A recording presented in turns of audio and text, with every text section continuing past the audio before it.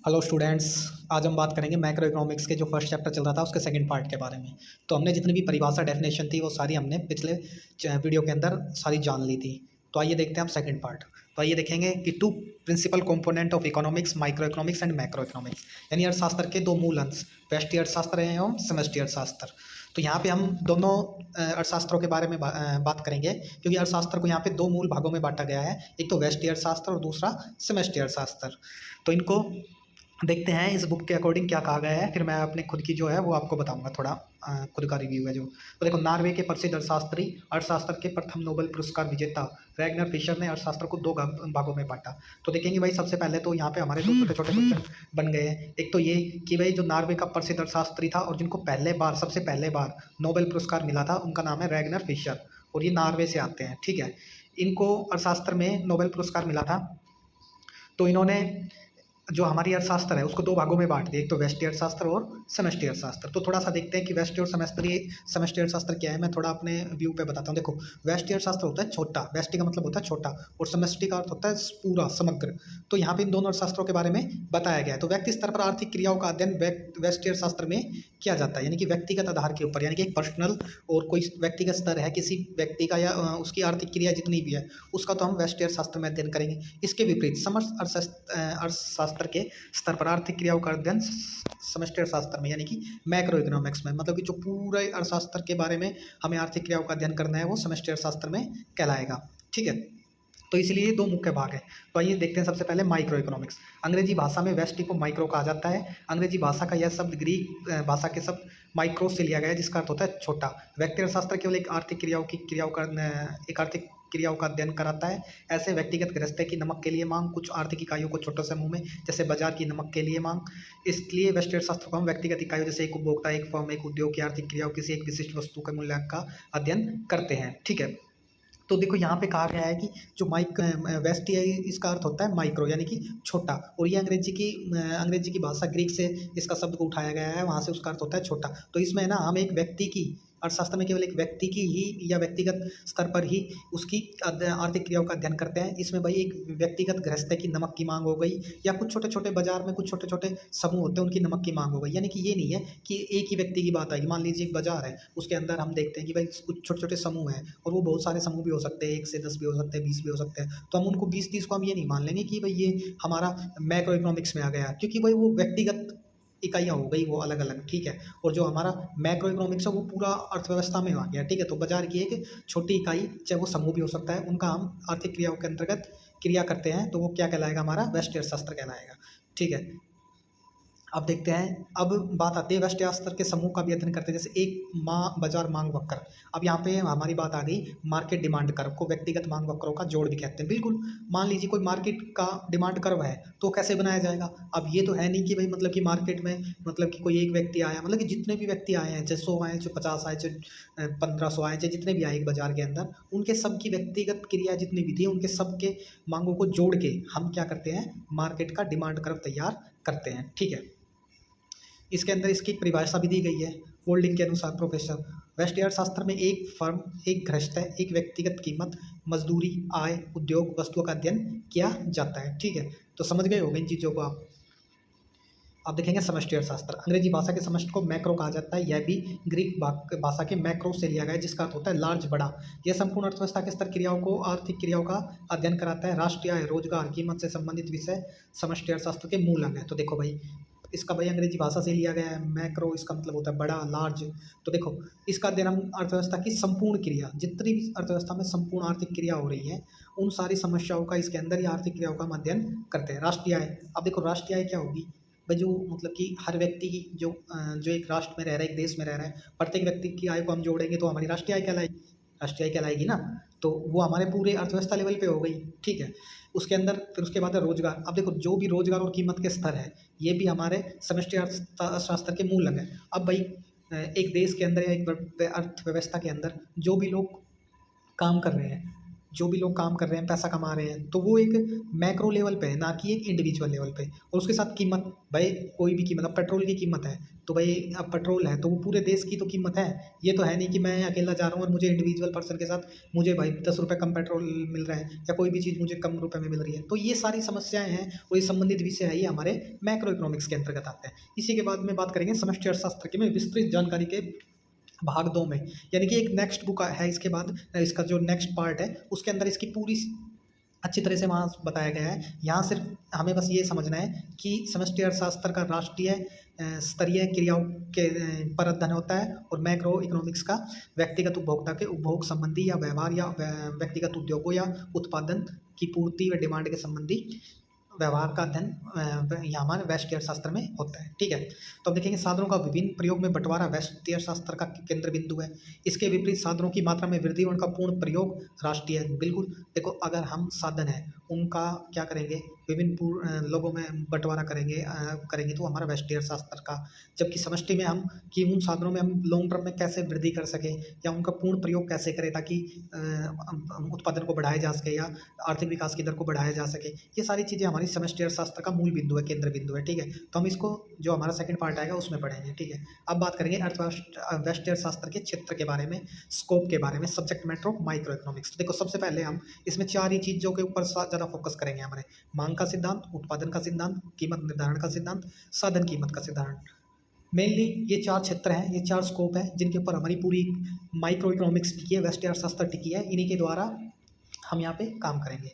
ठीक है, अब देखेंगे भाई, देखो वैसे माइक्रो इकोनॉमिक्स का संबंध विभिन्न उद्देश्यों की पूर्ति के लिए साधन के बंटवारे से है। यानी कि जो भी एक अर्थव्यवस्था अपने साधन यानी कि अपना जो उद्देश्य रखती है और उन उद्देश्यों को पूरा करने के लिए क्या करती है, साधनों का एलोकेशन करती है, रिसोर्स का बंटवारा करती है। तो यही हमारा माइक्रो इकोनॉमिक्स के अंदर है ये। ठीक है, तो देखेंगे सबसे पहले मांग का सिद्धांत। व्यष्टि अर्थशास्त्र का अध्ययन किया जाता है किसी वस्तु की मांग कैसे निर्धारित की जाती है, इसके अंतर्गत मांग के सिद्धांत का भी अध्ययन किया जाता है।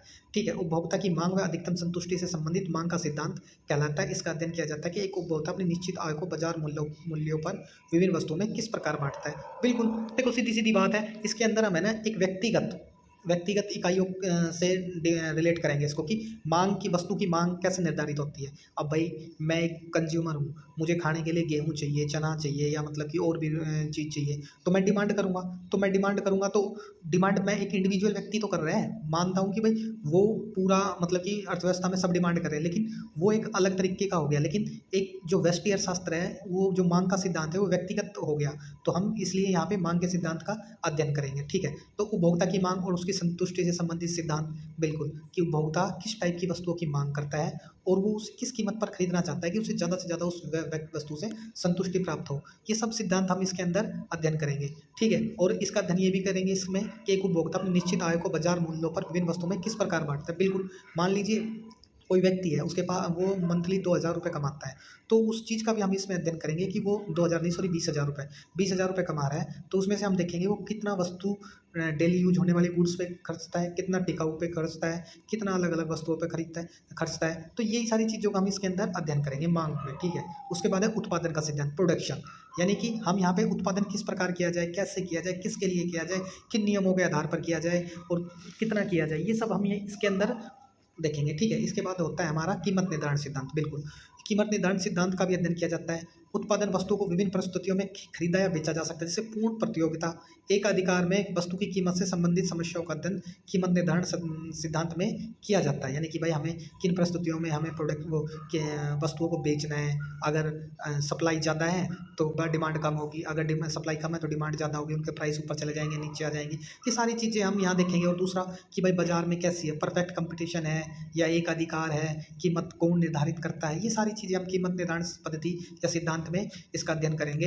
इस दशा में मांग व पूर्ति की दशाओं का भी विश्लेषण करेंगे। बिल्कुल, अब आप देखोगे जो मतलब कि बहुत सारी चीज़ें हैं जहाँ पे कोई भी मार्केट आ सकती है, जा सकती है, मतलब कि कोई भी नई कंपनी लगा सकता है, कभी भी जा सकता है, तो वहाँ पे वस्तु की कीमत है ना रिलेट करती रहेगी, मतलब प्रतियोगिता रहेगी, कम बढ़ती रहेगी। लेकिन कई कई चीज़ें ऐसी होती है जो पूरे अर्थव्यवस्था में या पूरे बाजार में एक ही जगह मिलती है, अब वो उसका वहाँ पे मोनोपोली हो गया, यानी कि उसका एक अधिकार हो गया। अब हम उसके पास जाएंगे, वो कभी भी अपना रेट नहीं गिराएगा, वो बोलेगा इतने रुपये है तो इतने रुपये ही है। ठीक है, तो इन चीज़ों का भी हम इसमें अध्ययन करेंगे। इसके बाद है साधन कीमत। देखो वस्तु को बेचने से जो आय प्राप्त होती है उसका उत्पादन के साधनों में साधन कीमत या मजदूरी मजदूरी, लगान, लाभ, ब्याज आदि के रूप में बंटवारा किया जाता है। साधन कीमत के निर्धारण में बंटवारे से संबंधित समस्याओं का अध्ययन साधन या कारक कीमत के सिद्धांत में किया जाता है। बिल्कुल, देखो अब भाई क्या करा हमने, मान लीजिए कोई वस्तु का प्रोडक्शन किया हमने, ठीक है, अब उसको बेच दिया, तब उनको हम उनको साधन, उसके ऊपर जो भी साधन कीमत लगी है उसको अलग निकालेंगे।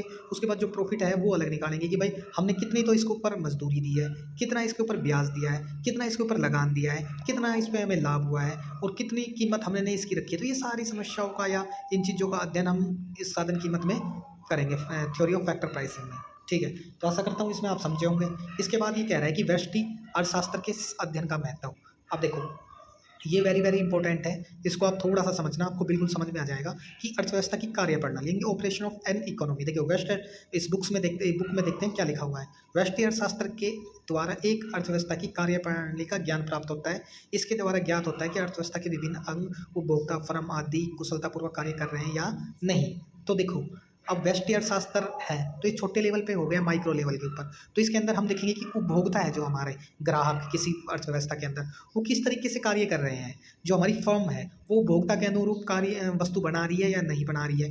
दूसरा मतलब कि जो और अन्य लोग हैं जो हम प्रोडक्शन कर रहे हैं या उसको रिलेट कर रहे हैं, वो सारे काम का कुशलतापूर्वक कर रहे हैं या नहीं कर रहे। इन चीज़ों का अध्ययन अर्थव्यवस्था की कार्यप्रणाली के द्वारा होता है। अब बात करते हैं भविष्यवाणी। राष्ट्रीय अर्थशास्त्र के सिद्धांतों के आधार पर बनाए जाते हैं, परंतु ये भविष्यवाणी कुछ शर्तों पर आधारित होती है। एक विशेष घटना घटती है तो उसके कुछ विशेष परिणाम निकलेंगे। ठीक है, अब देखो भाई हमने पिछले साल के 2-4 साल 5 साल के डेटा उठाए हैं, उनके अकॉर्डिंग हम देखते हैं कि सर्दियों में ऊनी कपड़ों की डिमांड बढ़ जाती है, या लेदर की जैकेट की डिमांड बढ़ जाती है, या बरसात के मौसम में छतरियों की डिमांड बढ़ जाती है, रेनकोट की डिमांड बढ़ जाती है। लेकिन बाई चांस अगर सर्दी के अंदर सर्दी ना पड़े या कभी कुछ दिक्कत हो जाए, बारिश ना आए अच्छी तरह, तो उन चीज़ों की उतनी डिमांड नहीं बढ़ेगी। तो उदाहरण ये है कि हम प्रिडिक्शन के आधार पर माइक्रो लेवल पे जो डेटा इकट्ठा होता है उनसे हम भविष्यवाणी कर सकते हैं। ठीक है, अब उसके बाद है आर्थिक नीतियाँ। अब देखो कई बार क्या होता है, गवर्नमेंट ऐसी ऐसी आर्थिक नीतियाँ बना देती है जिसका बाजार पे हमारे डायरेक्ट प्रभाव पड़ता है। तो देखिए बुक में क्या दिया हुआ है,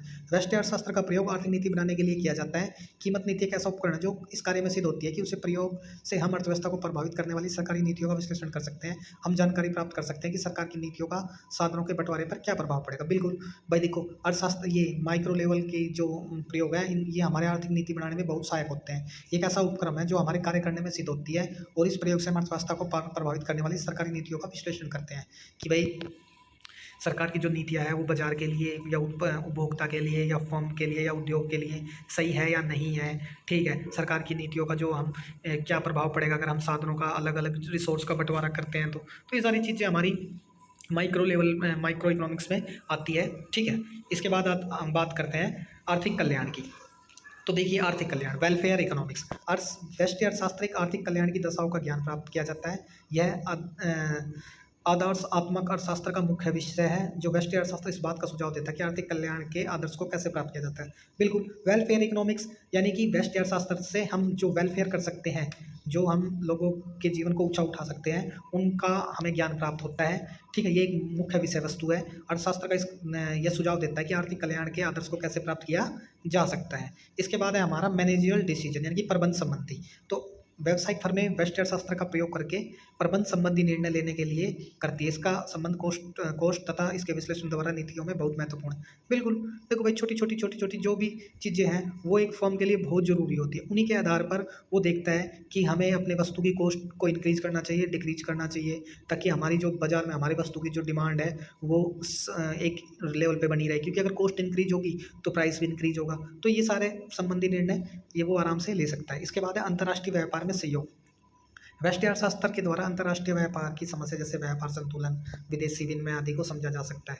यानी कि माइक्रो लेवल के ऊपर माइक्रो इकोनॉमिक्स में हम देखते हैं कि हमारा जो इंटरनेशनल ट्रेड हो रहा है उसके अंदर क्या क्या दिक्कत हो सकती है। व्यापार से संतुलन यानी कि आयात हम ज़्यादा कर रहे हैं और निर्यात कम कर रहे हैं। तो यहाँ पे क्या होगा कि हम देखेंगे कि भाई हमारी जो डोमेस्टिक वस्तुएं हैं उन वो ज़्यादा नहीं बिक रही है और बाहर से लोग है ना बहुत ज़्यादा आयात कर रहे हैं। तो क्या होगा, व्यापार से संतुलन हो जाएगा।